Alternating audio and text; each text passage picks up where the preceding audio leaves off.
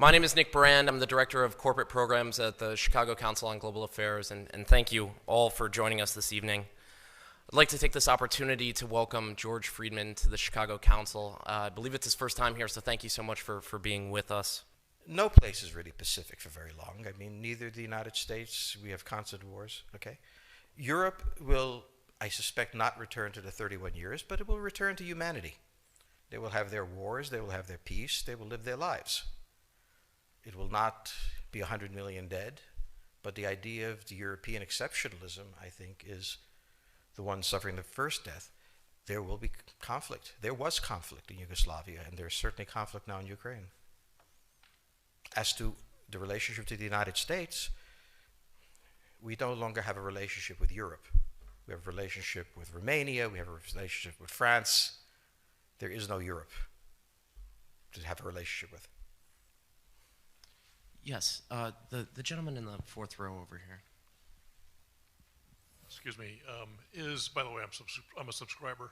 Thank you. Is Islamic extremism really the major threat to the United States, and will it die on its own, or will it keep growing?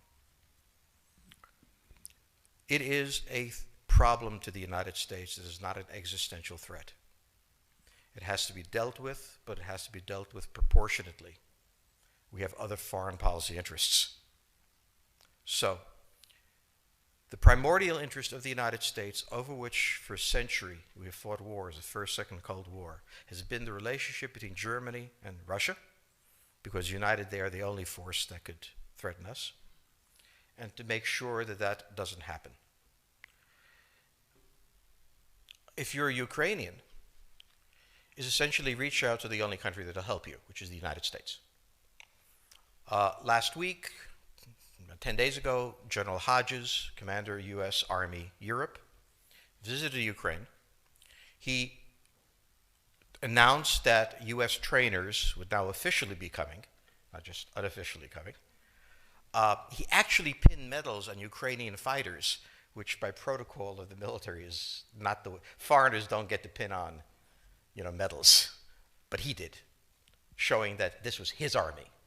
He then left and in the Baltics announced that the United States would be pre-positioning armor, artillery, and other equipment in the Baltics, Poland, Romania, and Bulgaria, which is a very interesting point. So the United States, and now yesterday the United States announced that it would be sending weapons. Tonight, of course, they denied it, but they are. The weapons will go.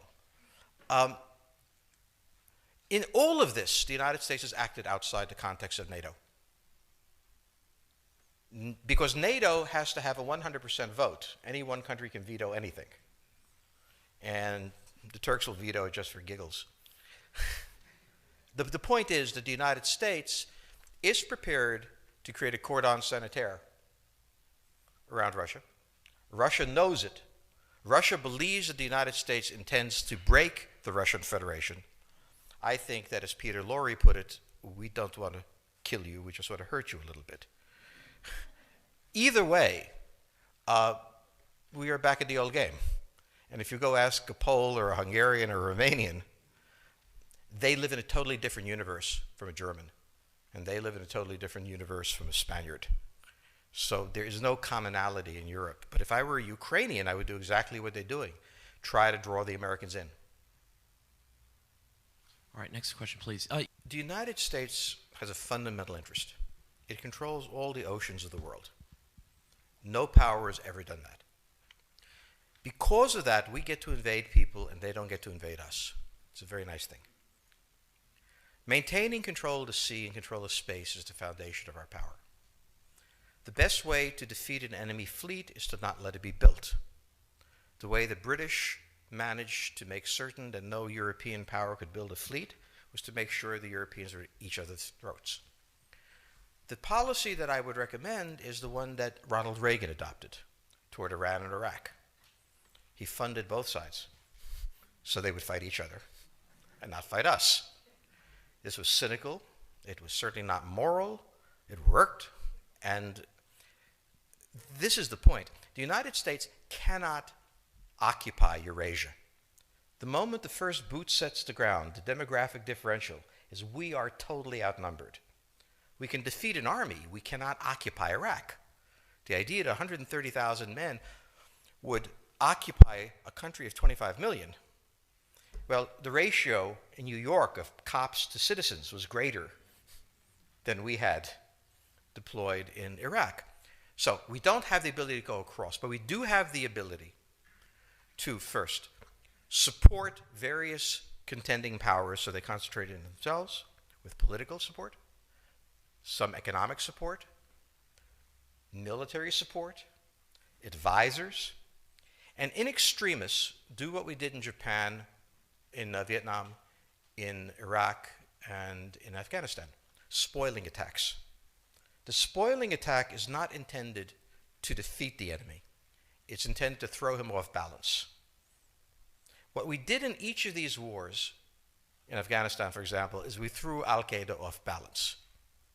The problem we have, since we're young and stupid, is that having thrown them off balance, instead of saying, okay, job well done, let's go home, we said, well, that was easy. Why don't we build a democracy here? This was the moment of dementia that came in. The answer, therefore, is the United States cannot constantly be intervening throughout Eurasia.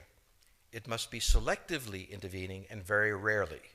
That is the extreme moment. We cannot, as the first step, send American troops.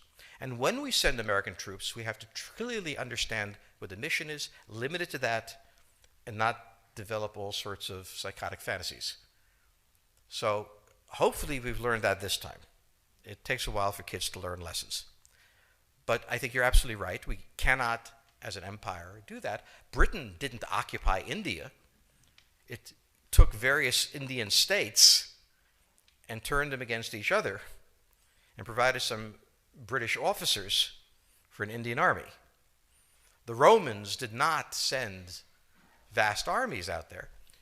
It placed kings like, various kings it created under the emperor, and those kings were responsible for maintaining the peace. Pontius Pilate was an example. So empires that are directly governed by the empire, like the Nazi Empire, fail. No one has that much power. You have to have a level of cleverness. However, our problem is not yet that. It is actually admitting that we have an empire. So we haven't even gotten to that point where we don't think we can kind of go home and it'll be over and done. And so we're not even ready for chapter 3 of the book. Next question, please. Yes, the gentleman right here in the fourth row.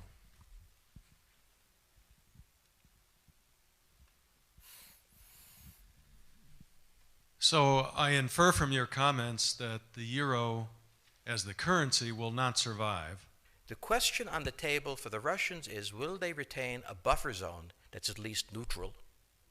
Or will the West penetrate so far into Ukraine that they're 70 miles away from Stalingrad and 300 miles away from Moscow?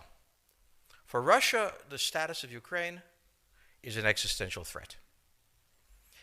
And the Russians cannot let go. For the United States, in the event that Russia holds onto the Ukraine, where will it stop? Therefore, it's not an accident that General Hodges, who's been appointed to be blamed for all of this, is talking about prepositioning troops in Romania, Bulgaria, Poland, and the Baltics. This is the intermarium, from the Black Sea to the Baltic, that Pilsudski dreamt of. This is the solution for the United States.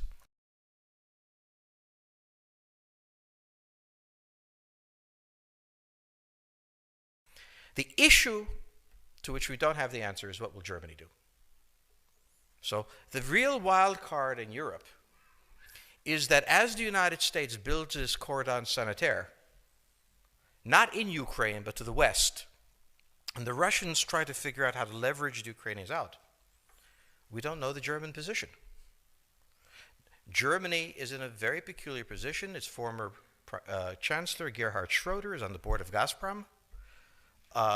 They have a very complex relationship to the Russians. The Germans themselves don't know what to do. They must export. The Russians can't take up the export. On the other hand, if they lose the free trade zone, they need to build something different.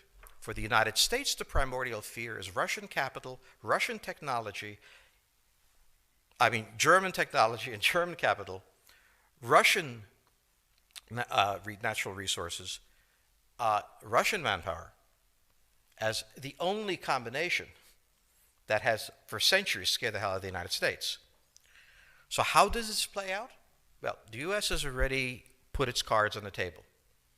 It is the line from the Baltics to the Black Sea.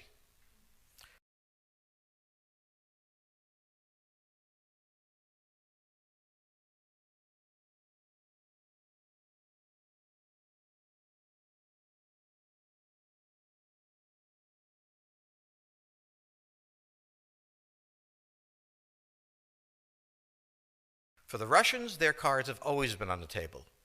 They must have at least a neutral Ukraine, not a pro-Western Ukraine. Belarus is another question. Now, whoever can tell me what the Germans are going to do is going to tell me about the next 20 years of history. But unfortunately, the Germans haven't made up their mind. And this is the problem of Germany always. Enormously economically powerful, geopolitically very fragile, and never quite knowing how to reconcile the two. Ever since 1871, this has been the German question, the question of Europe. Think about the German question, because now it's coming up again. That's the next question that we have to address. And we don't know how to address it. We don't know what they're going to do. And unfortunately, that's all we have time for this evening.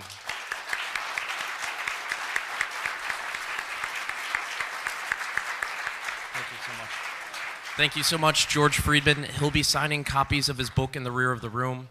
Thank you as well to the Chicago Club for co-sponsoring this evening. Good night.